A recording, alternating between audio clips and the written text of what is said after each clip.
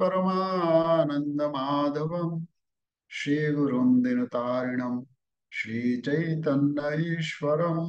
हरि ओम तत्सत। हरे कृष्ण। तो आज আমরা শ্রীমদ্ ভগবদ গীতা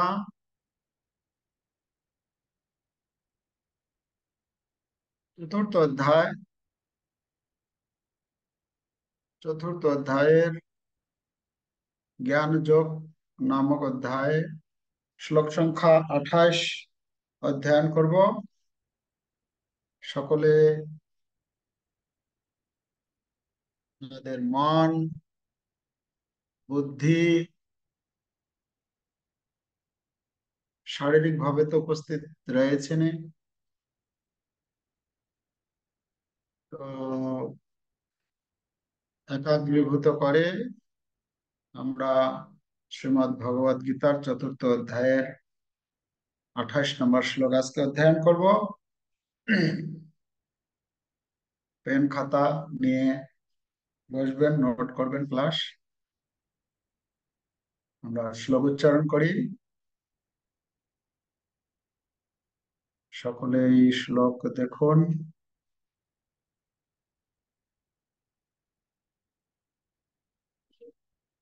ব্রহ্মযজ্ঞস্তপো যজ্ঞা যোগো যজ্ঞাস্তথা পরে স্বাধ্যায় জ্ঞান যজ্ঞস্য যতয়ঃ সংসৃত ব্রতঃ। ब्रह्मयज्ञस्तपोयज्ञ योगयज्ञस्तथा परे स्वाध्याय ज्ञान यज्ञस्य যতয়ঃ সংসৃত ব্রতঃ। এখানে কয়েকটি যজ্ঞের কথা বর্ণনা করা হচ্ছে। অনুবাদ করি। অনুবাদ: কঠোর ব্রত গ্রহণ করে কেউ কেউ দ্রব্য দান রূপ যজ্ঞ করেন, কেউ কেউ তপস্যা রূপ যজ্ঞ করেন, কেউ কেউ অষ্টাঙ্গ যোগ রূপ যজ্ঞ করেন এবং অন্য অনেকে দিব্য জ্ঞান লাভের জন্য বেদ অধ্যয়ন রূপ যজ্ঞ করেন। তো এখানে সুন্দরভাবে বর্ণনা করছেন শিল প্রভুপাদ তার তাৎপর্যে প্রত্যেকটি যজ্ঞের কথা। শিল প্রভুপাদ তুলে ধরেছেন যে এই শ্লোকে 4টি যজ্ঞের কথা বর্ণনা করা হয়েছে। এই শ্লোকের সঙ্গে পূর্ববর্তী শ্লোকের যে সংযোগ সূত্র আমরা যদি দেখি, বিচার করি, তাহলে আমরা দেখতে পাবো যেখানে আমরা কত নম্বর শ্লোক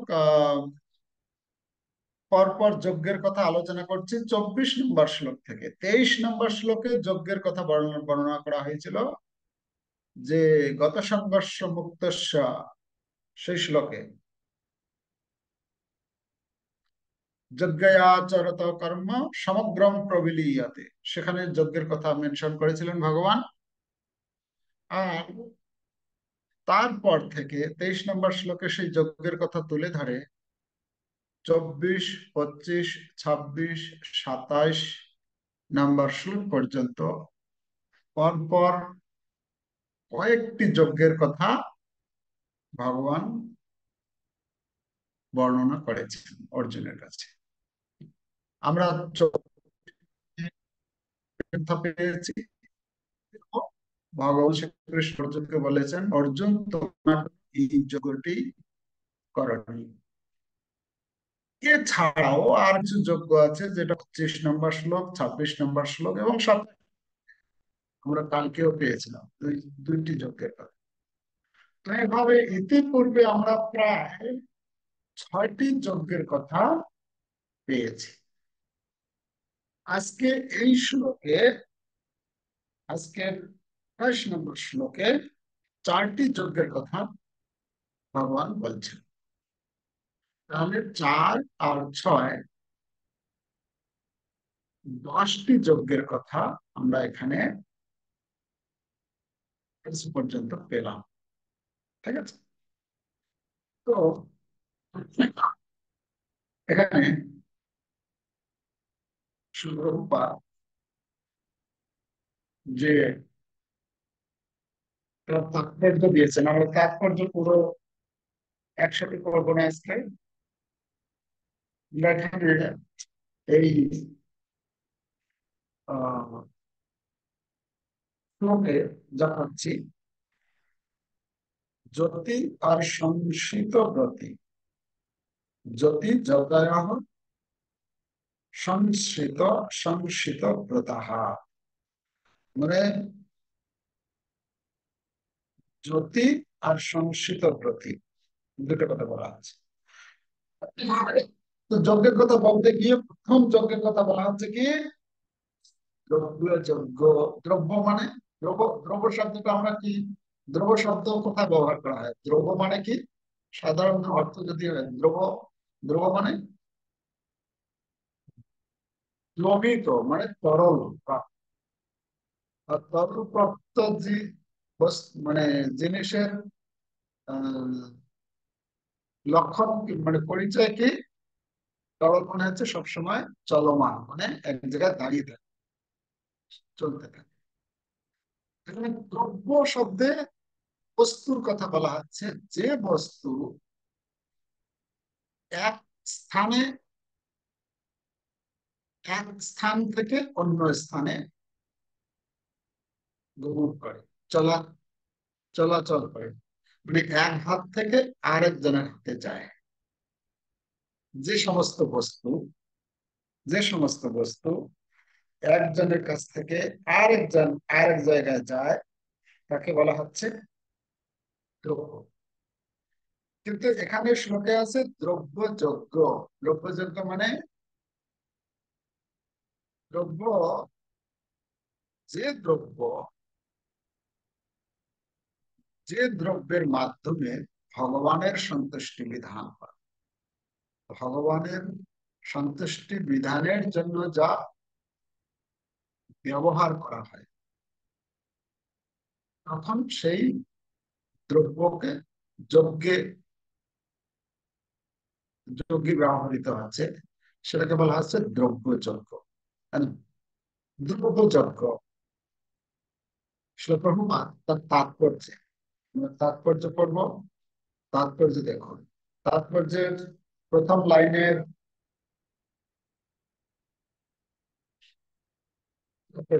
অনেক লোক আছে যারা মাধ্যমে যজ্ঞ সম্পাদন করে, মানে কি কথা হচ্ছে, সেই বস্তুর কথা আছে। দান ধ্যান কি, কি দান ধ্যান করে, বস্তু দান করে, হ্যাঁ, সে বস্তুর কথা বলা হচ্ছে। দান ধ্যান করার মাধ্যমে যজ্ঞ সম্পন্ন করে।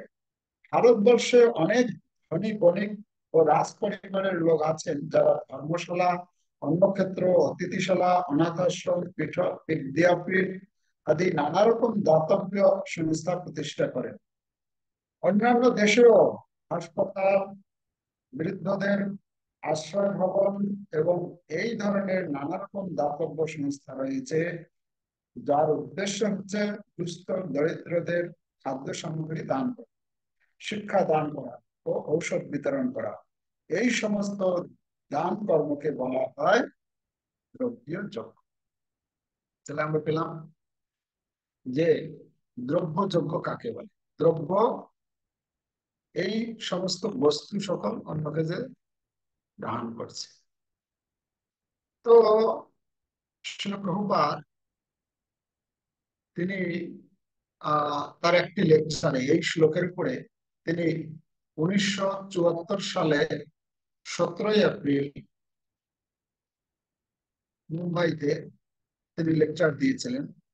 সেখানে তিনি বলছেন যে এই যে লোক, সাধারণত লোকের মানে কি বলে প্রবণতা দেখা যায় অন্নদান, মানে গরিব দুঃখীদেরকে অন্ন খাওয়া, এটা আমরা অনেক দেখি। প্রপাত বলছেন অনেক লোকের ভেতরে এই প্রবণতা রয়েছে যে আহার, যে গরিব দুঃখী তাকে আহার অন্ন দান করছে। তো প্রভুপাদ বলছেন এই যে প্রবণতা দেখা যাচ্ছে, কিন্তু এটাকে অন্যভাবেও করা যায়। অন্যভাবেও করা যায় কিভাবে? না, যে অন্নটা আমরা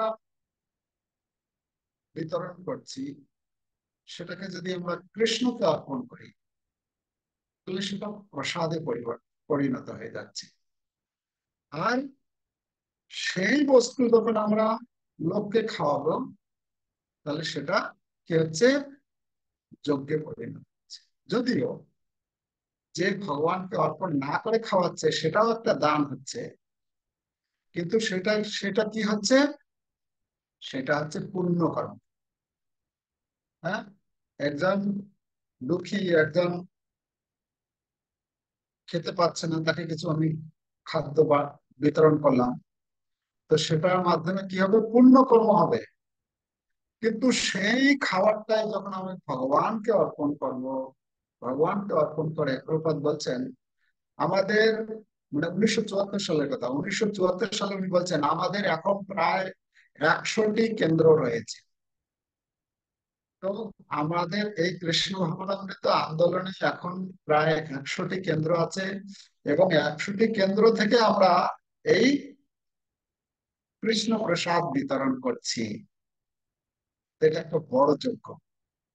মানে এখন পর্যন্ত তো কত, 500-রও বেশি সেন্টার হয়ে গেছে সারা পৃথিবী জুড়ে। তো কথা হচ্ছে, বলছেন যে এই পুণ্যকর্ম না করে যদি আমরা যদি এইভাবে আহ প্রসাদ বিতরণ করি, ভোজন বিতরণ না করে যদি আমরা প্রসাদ বিতরণ করি, তাহলে কি হবে?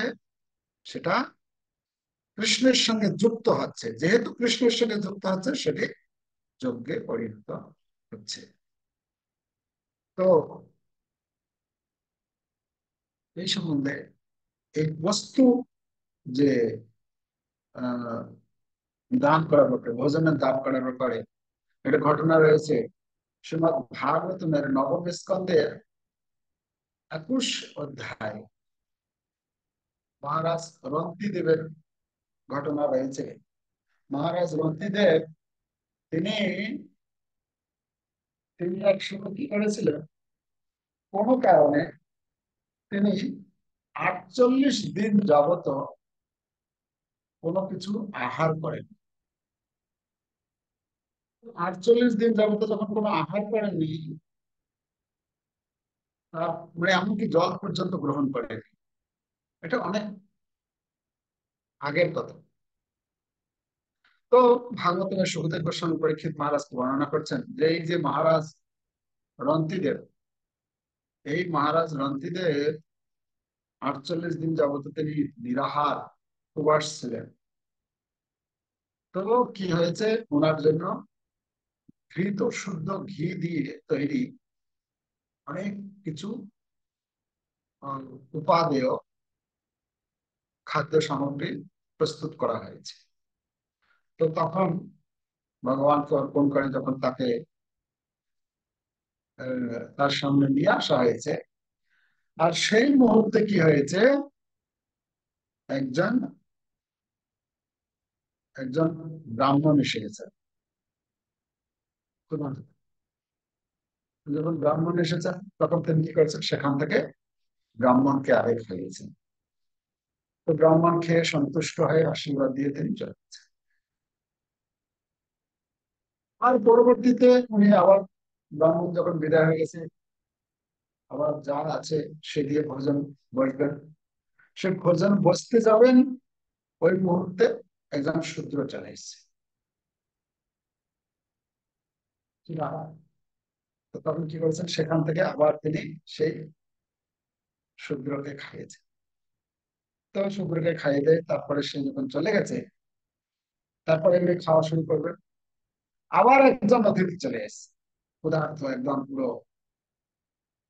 তো তিনি কি করেছেন, আবার তাকে খাইয়েছেন। তাকে খাওয়ানোর পরে তিনি খেয়ে দিয়ে চলে গেলেন, মানে মানে ওই সেই ব্যক্তি পর্যন্ত মানে যা ছিল শেষ হয়ে গেছে, খাওয়া যা ভোজন সামগ্রী ছিল শেষ হয়ে গেছে। তো লাস্ট পর্যন্ত জলটা ছিল, জল ছিল। তো তিনি কি করেছেন, জলটা পান করতে যাবেন। তো জল পান করতে যাবেন এমতো অবস্থায় একদম চন্দ্র চলে এসেছে। আমি খুব তৃষ্ণ, তো একটু জল দান করো, একটু জল খেয়ে নিয়েছে। তারপরে তিনি এই অবস্থায় তার মানে কোনো, তিনি মানসিক ভাবে কোনো বিচলিত হননি যে এতদিন পরে আমি একটু এই উপবার ভঙ্গ করবো, এই আমার কাছে আসলো সামগ্রী আর এরকম অবস্থা হলো, কোন রকম না। একদম পুরো শান্তি, শান্ত, ধীর স্থির তিনি। কেন? যেহেতু তিনি ছিলেন কৃষ্ণের চরণাশ্রিত একজন একজন আহ একনিষ্ঠ ভক্ত। তো একনিষ্ঠ ভক্ত তার কৃষ্ণের প্রতি অনুরক্ত ছিল, তার মন স্থির ছিল শ্রীকৃষ্ণের চরণ কমলে। তাই তিনি কোন রকম বিচলিত না হয়ে তার সেবা করেছেন। তখন দেবতারা সবাই এসেছেন তাকে বরদান দেওয়ার জন্য। হ্যাঁ, বরদান, যে আপনি বলুন কি বর চাই। তো বলছেন না, আমার কোনো কিছু বর লাগবে। কেন লাগবে না? দেবতাদের দ্বারা অর্পিত যা কিছু বস্তু তা হবে ক্ষণস্থায়ী, এই জাগতিক সম্পত্তি দেবে। তো যেহেতু তিনি ছিলেন কৃষ্ণ ভক্ত, তাই তিনি কোন রকম কোনো কিছু গ্রহণ করলেন না। তো এই যে এখানে বলা হয়েছে দ্রব্যযজ্ঞ, মানে কিভাবে দ্রব্যযজ্ঞ করার মাধ্যমে ধীর স্থির হয়ে গ্রন্থিদের তার দৃষ্টান্ত তিনি স্থাপন করেছেন। দ্রব্যযজ্ঞ আমরা এখানে পাচ্ছি। এখানে এই শ্লোকে বলা হচ্ছে দ্রব্যযজ্ঞ, দ্রব্যযজ্ঞ তপোযজ্ঞ। দ্রব্যযজ্ঞের পরে হচ্ছে তপোযজ্ঞ। তপোযজ্ঞ কি? তপোযজ্ঞ হচ্ছে তপস্যা করা। হ্যাঁ, তপস্যা করার মাধ্যমে এখানে বলা হচ্ছে, অপরে শব্দটি বলা হচ্ছে কিন্তু দেখুন, আমরা পরপর কয়েকটি শ্লোকে পাচ্ছি অপরে অপরে, মানে এছাড়াও আর কিছু লোক, আর কিছু ব্যক্তি, আর কিছু ব্যক্তি। তো এখানে বলা হচ্ছে যোগযজ্ঞ, দ্রব্যযজ্ঞ, তপযজ্ঞ, যোগযজ্ঞ তথা অপরে। মানে আর কিছু ব্যক্তি, দ্রব্যযজ্ঞের কথা বলার পরে ভগবান বলছেন না, আর কিছু ব্যক্তি আছেন তারা তপযজ্ঞ করে। তপযজ্ঞ, তপযজ্ঞটা হচ্ছে তপস্যা। তপস্যা মানে সে প্রভুপাদ তার তাৎপর্য বলছেন, তার যে তারপর থেকে পড়ি। অনেক লোক আছেন, পেয়েছেন তো 6 লাখ নিচে। অনেক লোক আছেন যারা উন্নততর জীবন অথবা স্বর্গারোহণ করবার জন্য চন্দ্রায়ন, চাতুর্মাস্য আদি স্বেচ্ছামূলক তপশ্চর্যার অনুশীলন করেন। এই সমস্ত পন্থায় বিশেষ বিধিনিষেধের মাধ্যমে জীবনযাত্রাকে পরিচালিত করবার জন্য কঠোর ব্রত পালন করতে হয়। 3 লাখ নিচে। এভাবে সাংসারিক সুখ পরিত্যাগ করাকে বলা হয় তপযজ্ঞ। বুঝেছেন তো? তো তপস্যা, রূপযজ্ঞ। তপস্যা মানে স্বেচ্ছায় কষ্ট স্বীকার, স্বেচ্ছায়, মানে এটা এই যেমন যদি ধরা যায় সকালবেলা উঠে ঠান্ডা জলে আমাকে স্নান করতে হবে, এটা কেউ আমাকে জোর করে হয়তো বলছে না, কিন্তু ভক্তরা করে কেন? না, সে কৃষ্ণ, কৃষ্ণ ভাবনায় উন্নতি করার জন্য। এটা আমার করণীয়, স্বেচ্ছায় আমি সেই কষ্টটা স্বীকার করছি।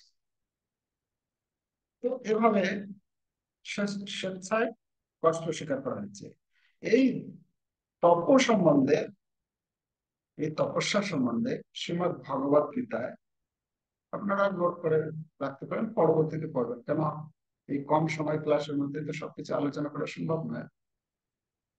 শ্রীমদ ভগবদ গীতার সপ্তদশ অধ্যায়ের 17 অধ্যায়ের 14, 15, 16 এই 3টি শ্লোকে তপস্যার কথা বলা আছে। সেখানে 3 ধরনের তপস্যার কথা বলা হচ্ছে: কায়িক তপস্যা, বাচিক তপস্যা আর মানসিক তপস্যা। কায়িক কথা বলা হচ্ছে, কায়িক তপস্যা হচ্ছে সেখানে বলা হচ্ছে দেব দ্বিজ গুরু প্রাজ্ঞ পূজনম শৌচম আর্জবম ব্রহ্মচর্যম অহিংসা চ শারীরম তপ উচ্চতে। মানে শারীরিক তপস্যা, কায়িক তপস্যা কি? দেব দ্বিজ গুরু প্রাজ্ঞ।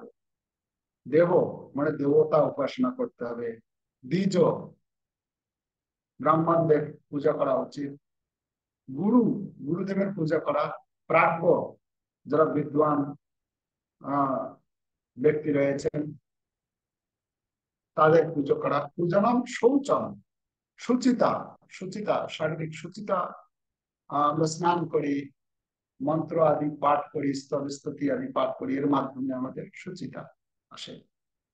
আর্যবম মানে সরল, হম, কপটতা থাকবেন। ব্রহ্মচর্য মানে ব্রহ্মচর্য পালন করা, হ্যাঁ না? অহিংসা, কারোর প্রতি হিংসা না হয়, এটা হচ্ছে শারীরিক তপস্যা। শারীরম তপস্যাতে এটা বলা হচ্ছে। আর বাচিক তপস্যা মানে বাক্যের তপস্যা। বাক্যের তপস্যা সেই সম্বন্ধে বলা হচ্ছে অনুদ্বেগ করম বাক্যম সত্যম প্রিয় হিতম চ যৎ শ্রদ্ধায় জ্ঞান শ্রদ্ধায়, কি শ্লোকটা? শ্রদ্ধায় শ্রদ্ধায় অভ্যাসনম চৈব বাংময় তপ উচ্যতে। বাংময় তপটা কি? বাচিক তপস্যা, তপস্যা কি না, আমি যে বাক্য বলবো, যে বাক্য, সেই বাক্যটি আমি যাকে বলছি সেই বাক্যের দ্বারা যেন কেউ উদ্বেগ প্রাপ্ত না হয়। অনুদ্বেগ করম মানে আমি আমার কথায় যেন, আমি যেন কারো উদ্বেগের পাত্র না, হ্যাঁ না? কাউকে উদ্বেগ দেবো না কথার মাধ্যমে। অনুদ্বেগ করম বাক্যম সত্য, যা বলবো সত্য বলবো, হ্যাঁ না? সত্য কথা, সবসময় সত্য কথা বলা, অভ্যাস করা। আমাদের তো দেখা যায় কখনো কখনো কোনো কোনো ব্যক্তি এরকম হয়, প্রতি কথায় কথায় মানে একটা মিথ্যা বলে। মানে মিথ্যা কথা বলাটা যেন একটা কোনো, মানে মিথ্যা কথা যে বলা নিষেধ বা মিথ্যা কথা বলাটা পাপ, হ্যাঁ, কিছু মনে করে না, প্রতি মুহূর্তে মিথ্যা কথা বলে। তো এটা যদিও আমাদের পূর্ব অভ্যাসগ্রস্ত, হয়তো সেটা অভ্যাস থাকতে পারে, কিন্তু আমাদের কি করতে হবে, সে তার জন্য অনুশীলন করতে হবে, যাতে করে আমি মিথ্যা না বলি। হয়তো হতে পারে আমি মিথ্যা বলে সেই পরিস্থিতিটাকে হয়তো সামাল দিতে পারি, কিন্তু এটাও হতে পারে সেই সত্য কথাটা বলে যদি আমি একটু অপমানিত হই, বা আমার একটু মান সম্মানটা যদি একটু আহ কমেও যায়, কিন্তু তার আলটিমেটলি মানে তার তার পরবর্তী তার ফলাফলটা ভালোই হবে। এটা আপাতত আমরা মনে করতে পারি যে না, মনে হয় এটা যদি করি তাহলে আমার মান সম্মানের হানি হবে, কে কি বলবে ইত্যাদি। কিন্তু আমাদের অভ্যাস করতে চরম, যখন আমরা এইরকম যখন মানে সেরকম দৃঢ় প্রতিজ্ঞ হব, সেই রকম স্তরে উপনীত হব, তখন আমাদের চরম পরিণতি, চরম পরিস্থিতিতেও আমরা সত্য কথা বলতে পারবো, যদি আমরা ছোটখাটো এখন থেকে যদি অভ্যাস করি। তখন বলছে সত্য বলতে হবে, আর সেই সত্য কথাটা, যা আমি কথা বলবো সেটা যেন অন্যের কাছে প্রিয় হয়। এরকম নয় একটা শব্দ একটা বেরোলো, একজনকে দিলাম মানে সেটা মানে একদম পুরো তীরের মতো তার হৃদয়ে ভেদ করে যাবে, হ্যাঁ, হয় না অনেক সময়? আমরা তো কখনো কখনো প্ল্যান করে বলি, তারা আমি এমন শব্দগুচ্ছ বেছে নিয়ে এমন ভাবে সেই বন্দুকের গুলির মতো এরকম ছাড়বো না, তোমার হৃদয়কে একদম বিদীর্ণ করে দেবো। হ্যাঁ, প্ল্যান করি, অনেক সময় করি। হ্যাঁ, কিন্তু এখানে বলছেন না, প্রিয় কথা বলতে, আমি যাকে বলবো সে যেন বিচলিত না হয়, তার কাছে যেন ভালো লাগে। আর সেই প্রিয় কথাটা যে বলবো এরকম নয় আবার সেই তার তাকে খুশি করার জন্য কিছু বললাম, প্রশংসা করলাম, মিথ্যা না। যে কথাটা বলবো সেটা যেন তার কাছে হিতকর হয়, তার কল্যাণ হয় সেই কথার মাধ্যমে। তো আমি যে কথাটা বলছি এই কথার মাধ্যমে কি তার কল্যাণ হচ্ছে, কল্যাণ হবে, নাকি শুধু এদিকের ওদিকের বিভিন্ন রকম প্রজল্প কথা বলে শুধুমাত্র টাইম পাস করছি, তাকে কিছু আনন্দ দিচ্ছি না? সেটা বলছেন হিতম হতে হবে, তার কল্যাণকর হতে হবে। আর বাচিক তপস্যা কি? শ্রদ্ধা। শ্রদ্ধা মানে ধ্যান করতে হবে, এই যে আপনারা এখন ধ্যান করছেন। শ্রদ্ধায় অভ্যাসনম চৈব বাংলা, এভাবে বাচিক তপস্যা। আর মানসিক তপস্যাটাকে বলা হচ্ছে, মানসিক তপস্যা বলতে গিয়ে সেখানে বলা হচ্ছে মনোপ্রসাদ সম্যক্তম মৌনমাত্ম বিনিগ্রহ ভাব সংশুদ্ধির তপ মানস উচ্চতে। মানসিক তপস্যার কথা বলা হচ্ছে। মানসিক মানে হচ্ছে মনের স্থিরতা, মন প্রসাদ, মানে সন্তুষ্ট থাকা সবসময়, মন প্রসাদ, সম্যক্তম, সমতা বজায় রাখা, মানে একদম বিচলিত যাতে না হয়। হ্যাঁ, মৌন আত্ম বিনিগ্রহ, মৌনতা অবলম্বন করা সবসময়, আমি অপ্রয়োজনীয় কথা না বলি। আর আত্মবিনিগ্রহ, তো এইসব হচ্ছে কি তপস্যার কথা বলা হচ্ছে। তপযজ্ঞ, তপযজ্ঞের কথা আমরা আলোচনা করছি। এরকম আমরা আহ, শারীরিক তপস্যার ব্যাপারে আমরা আলাদা করে নতুন করে আর বলছি না। যেটা যেরকম ওই আরণ্যের কথা আমরা 2 দিন আগে আলোচনা করেছিলাম, যে শারীরিক তপস্যা করেছিল, সে গিয়ে সেই শুয়ে পড়েছে গুরুদেবের সেবার জন্য। হ্যাঁ, এটি শ্রীমদ মহাভারতের আদি পর্বের 3য় অধ্যায়ে এই আয়োধম্য ঋষির শিষ্য ছিলেন এই আরুণি। তো তার দৃষ্টান্ত থেকে আমরা শারীরিক তপস্যার দৃষ্টান্ত পাই। বাচিক, বাচিক যদি আমরা বাচিক বাচিক তপস্যার উদাহরণ হিসেবে, বাচিক তপস্যার উদাহরণ হিসেবে আমরা মহাভারতের মহাভারতের বন পর্বে 55 অধ্যায়ে একটি ঘটনা রয়েছে। আহ মহারাজ নল নল নল আর দৈময়ন্তীর কথা অনেকেই শুনেছেন, কেন তারা আছেন ফেমাস। এই নল রাজা তো রাজকুমার রাজা হয়েছেন। আর ঋষভ দেশের রাজা ছিলেন। আর দৈময়ন্তী ছিলেন বিদর্ভ দেশের রাজকুমারী। তো দুজনেই দুজনের কথা শুনেছেন। তো দুজনে দুজনের কথা শুনে দুজনেই দুজনকে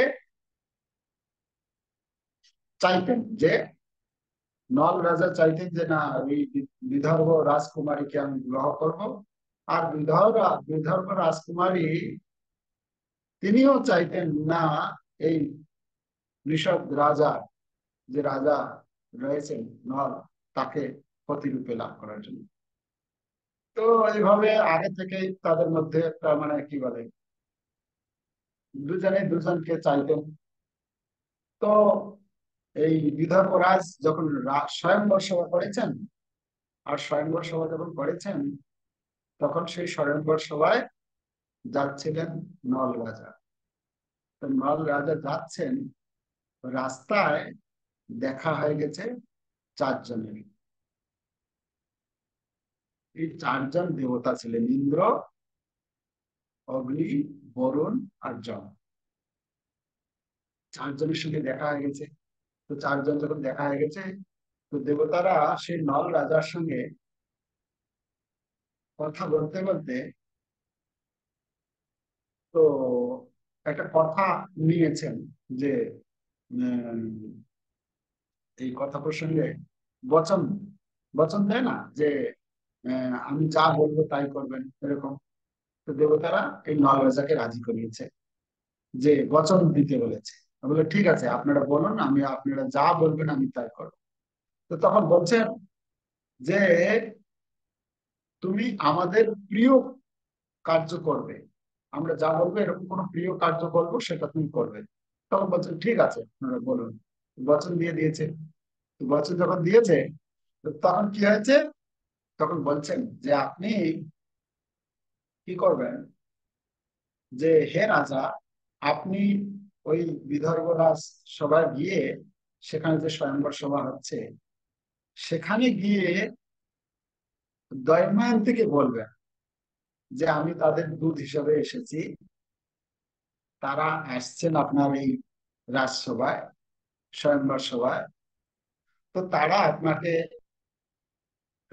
তারা তোমাকে চায়, দৈবয়ন্তীকে, তারা তোমাকে চায়। তো এই চারজনের মধ্যে যে কোনো একজনকে প্রতিরূপে বরণ করে নিতে। তাহলে চিন্তা করুন এইখানে কি পরিস্থিতি হতে পারে। নল রাজা, যে এতদিনের তার ইচ্ছা এই দৈবন্তীকে বিবাহ করবে, আর সেই সময়ও এসে গেছে, স্বয়ংবর সবার আয়োজন হয়ে গেছে, এই মতো সময়ে দেবতারা এসে তাকে বচনবদ্ধ করে দিয়ে ফেলেছে। বচনবদ্ধ করেছে, এমন বচনবদ্ধ করেছে যে তাকে গিয়ে বলতে হবে এরকম চারজন দেবতা আসছেন, এই চারজন দেবতার মধ্যে যে কোনো একজনকে তুমি প্রতিরূপে বরণ করো।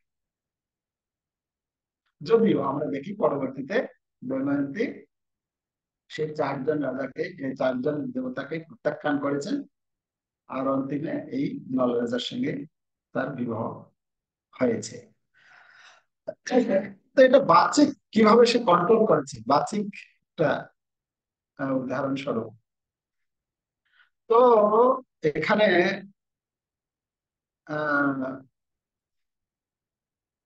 তার পরবর্তীতে বলা হচ্ছে মানসিক তপস্যা। মানসিক তপস্যার উদাহরণস্বরূপ আমরা কাকে নিতে পারি, আমরা ওই কি বলে লক্ষণকে নিতে পারি। উদাহরণস্বরূপ লক্ষণ রামায়ণে, রামায়ণে তো লক্ষণের কাহিনী তো রামায়ণে আছে মনে হয় নাকি? হ্যাঁ মনে হয় নাকি, না মহাভারত? আচ্ছা রামায়ণে আছে, ঠিক আছে। চলো, রামায়ণে বর্ণনা রয়েছে যে কিভাবে ওই যখন সোনার সীতা আসলো, বনবাসে যখন ছিলেন রাম লক্ষ্মণ আর সীতা মা বনবাসে আছেন, সোনার হরিণ চলে এসছে, কে? মারিচ, সোনার হরিণ, হরিণ রূপে এসে রামচন্দ্রকে আলাদা করার জন্য। তো সীতা দেবী চাইলেন যে ওই হরিণটা আমার চাই। রামচন্দ্র বুঝালেন যে দেখো, সোনার হরিণ কখনো হয় না, এটা নিশ্চয় কোনো মায়া। তো সীতা মা একদম পুরো, না আমার ওইটাই চাই, আমার সোনার সোনার হরিণটাই চাই। এই সোনার হরিণের প্রতি আকৃষ্ট হয়ে গেল। আর সেই অনুসারে রামচন্দ্র ভগবান লক্ষণকে রেখে, লক্ষণকে সীতার মায়ের দায়িত্ব দিয়ে, সুরক্ষার দায়িত্ব দিয়ে তিনি সেই সোনার হরিণকে শিকার করতে গেলেন। যেতে যেতে যেতে যেতে তো অনেক ছুটতে ছুটতে ছুটতে ছুটতে লাস্ট মুহূর্তে কি করলেন, রামচন্দ্র ভগবান যখন ধরতে পারছেন না, কেন ওটা তো অরিজিনাল হরিণ ছিল না, হরিণ না হলে তো ধরে ফেলতেন। যেহেতু হরিণ ছিলেন না, ছিল না ওটা, সেটা ছিল একজন ব্যক্তি। হ্যাঁ, তো রামচন্দ্র শেষে কি করেছেন, তীর ছুঁড়েছেন। আর সেই তুলে বৃদ্ধ হয়ে তার অরিজিনাল তার প্রকাশিত হয়েছে। যখন মৃত্যু হবে, মৃত্যুর পূর্বে ডাকতে শুরু করেছেন, হা সীতে, হা লক্ষ্মণ বলে ডাকতে শুরু করেছে। আর এদিকে সীতা, সীতা দেবী শ্রবণ করেছেন যে হা সীতে হা লক্ষণ বলে আর্তনাদ। তখন লক্ষণকে বলছেন যে কাজ করো, দেখো রামচন্দ্র বিপদে পড়েছে। তো লক্ষণ তিনি জানেন যে এটা হতে পারে না। তো তিনি বলছেন যে না, এটি এই স্বরটি, এটা রামচন্দ্রের স্বর নয়, এটি হচ্ছে মারিচের কণ্ঠ। তো অনেক বোঝানোর চেষ্টা করছেন, কিন্তু সীতা দেবী বারবার তাকে বলছেন না তুমি যাও, যাও। তো তখন বলছেন না, আমাকে দায়িত্ব দিয়ে গেছে, হ্যাঁ, আপনার সুরক্ষার জন্য আমাকে দায়িত্ব দিয়ে গেছে। কিন্তু সীতা দেবী কখনোই সেটা মানছেন না। তিনি লাস্ট পর্যন্ত তার ক্রোধ প্রকাশ করছেন। হম। তো তখন মানে দুজনের দুই রকম, দেখো এখানে সীতা দেবী কঠোর বাক্য প্রয়োগ করছেন, আর আর এদিকে লক্ষণ তার কোমলতা, খুব কোমল বাক্যের দ্বারা সীতা দেবীকে বোঝানোর চেষ্টা করছেন। দুই রকম পরিস্থিতি। তো তখন সীতা মাতা একদম অন্তিমে এরকম শব্দ প্রয়োগ করে শুরু করে দিয়েছেন, তুমি ক্রূর, নির্দয়ী, হ্যাঁ, কুলাঙ্গার, আমি তোমাকে ভালো করে বুঝেছি তুমি কি চাও। তুমি এটাই চাও যাতে রামচন্দ্র বিপদে পড়ে, সংকটে পড়ে। আর এরকম সংকটময় পরিস্থিতিতে তোমাকে যেতে বলছি, তুমি যেতে চাইছো না, তুমি মানে কি কথা বাড়াচ্ছ। তো আমি তোমাকে বুঝেছি, আসলে তুমি, হ্যাঁ, আমাদের তো বাংলাতে যে বলে যে এরকমও পর্যন্ত বলে দিয়েছেন, আমি বুঝতে পেরেছি এই রামচন্দ্র বিপদে পড়ে তার মৃত্যু হলে তুমি আমাকে ভোগ করবে, এটাই তোমার ইচ্ছা। তো এরকম এরকম মানে বাক্য বাণ প্রয়োগ করার পরেও লক্ষণ কিন্তু একদম তার মন, তার মনকে একদম মানে কোনো বিচলিত হয়। তিনি পরিস্থিতিকে আহ, সামলানোর জন্য সীতা দেবীকে বোঝানোর চেষ্টা করেছেন, হে দেবী আপনি এরকম চিন্তা করবেন না, ইত্যাদি ইত্যাদি ভাবে বোঝানোর চেষ্টা করেছেন, কিন্তু পরিস্থিতি সম্পূর্ণ মানে আলাদা হয়ে গেল। তো এরকম পরিস্থিতিতেও মন স্থির রেখে তার কাজ করেছেন, সেটাকে একটা মানসিক তপস্যা উদাহরণস্বরূপ আমরা এখানে এই লক্ষণের দৃষ্টান্ত পাই। তো যাই হোক, গল্প কাহিনী বলতে গেলে তো অনেক সময় চলে যায়, এখনো তো শ্লোকের বিষয় থেকে গেল, কি হবে, টাইম তো শেষ হয়ে গেল। যাই হোক, সংক্ষেপে বলে দিই, যোগযজ্ঞ। যোগযজ্ঞ মানে হচ্ছে, যোগ মানে হচ্ছে, যোগ শব্দের অর্থ হচ্ছে, যোগ শব্দের অর্থ অনেক রয়েছে, তার মধ্যে যোগ শব্দের অর্থ যদি আমরা দেখি, আহ উপযোগ, উপযোগ শব্দটি আছে। উপযোগ মানে যে কোনো বস্তুকে উপযোগ করা। হ্যাঁ, শিল প্রভুপাদ যে চারটা নীতি দিয়েছেন, চারটা নীতির মধ্যে একটা নীতি হচ্ছে উপযোগিতাই সিদ্ধান্ত, ইউটিলিটি ইজ দ্য প্রিন্সিপাল, একটা নীতি। তো উপযোগিতা সিদ্ধান্ত যেটা, সেটা প্রভুপাদের জীবনে আমরা দেখতে পাই। প্রভুপাদ কিভাবে উপযোগিতা মানে বিদেশে যখন গিয়েছেন, তিনি হিপ্পিদেরকে কিভাবে পরিবর্তন করিয়ে কৃষ্ণের মহান ভক্ত, প্রচারক ভক্ত তৈরি করেছেন। সেই সমস্ত হিপ্পিদেরকে তিনি ভক্ত বানিয়ে বিভিন্ন জায়গায় প্রেরণ করেছেন প্রচার করার জন্য, এবং তারা পরবর্তীতে বিভিন্ন জায়গায় গিয়ে সেন্টার খুলেছেন।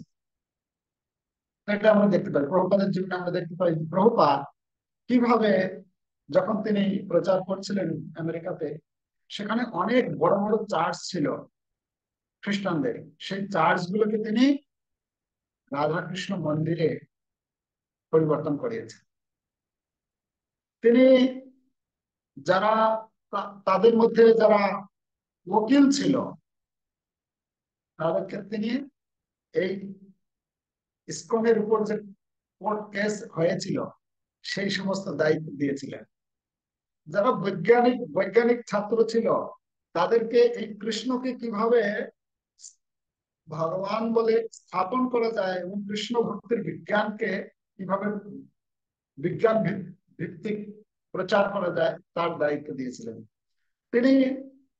আহ যারা কলাকার ছিলেন, চিত্র অঙ্কন, এই যে ইসকনের যে পিকচার একদম ওয়ার্ল্ড মানে সারা পৃথিবীর সব থেকে প্রসিদ্ধ ইসকনের যে গীতা ভাগবতের যে পিকচার গুলো, প্রভুপাদ সেই সমস্ত চিত্রকলা মানে কলাকারদেরকে দিয়ে এই সমস্ত চিত্রাঙ্কন করেছেন, যেটা ইসকনে আর সারা পৃথিবী জুড়ে চলছে। তিনি যারা কি বলে মূর্তিকার মানে কাঠের কাজ জানেন, তাকে দিয়ে তিনি মূর্তি তৈরি করেছেন। প্রথম জগন্নাথ বলদেব সুভদ্রা মহারানী শ্যামসুন্দর প্রভুকে দিয়ে তিনি তৈরি করেন। তো এইভাবে এই যে উপযোগিতা মানে সবকিছুকে কৃষ্ণ সেবায় উপযোগ, সেটা হচ্ছে একটা অর্থ যোগযজ্ঞের। আহ, আমরা যদি তার পরবর্তীতে যোগ উপায়কেও মানে এই যোগের আরেকটি শব্দ আছে উপায়, মানে প্রভু যেরকম ভারতে যখন ছিলেন তিনি অনেক চেষ্টা করেছিলেন প্রচার করার জন্য, এই কৃষ্ণ ভক্তি প্রচার করার জন্য অনেক সংগ্রাম করেছেন, কিন্তু কিছুতে কিছু সেরকম সফলতা আসছে না সফলতা। তো তখন তিনি কি করলেন, তিনি চিন্তা করলেন যে আমি আমেরিকায় গিয়ে এই কৃষ্ণ ভক্তি প্রচার করব। তখন সেই আমেরিকানদেরকে দেখে এই ভারতীয়রা কৃষ্ণ ভক্ত হবে।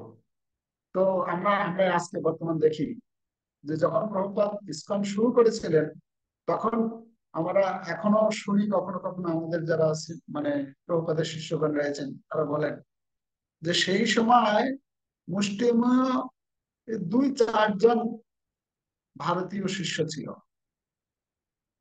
আর সবাই ছিল আমেরিকান শিষ্য।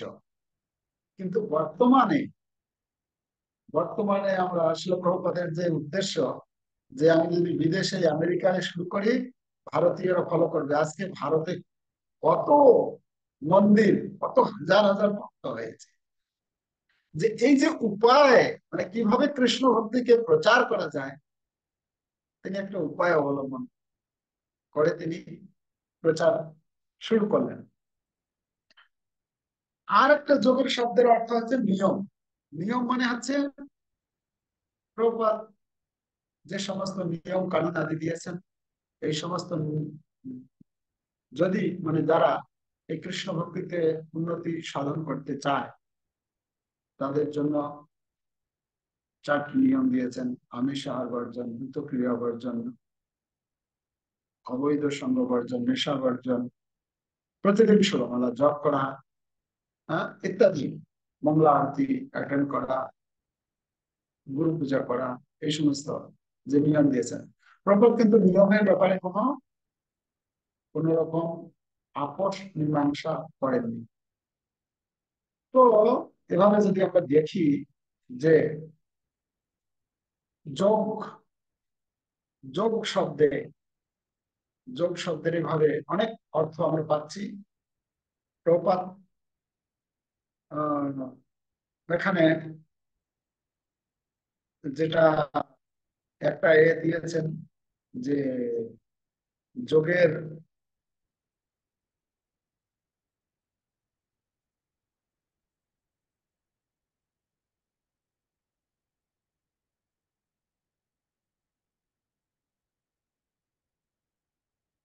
যোগের এখানে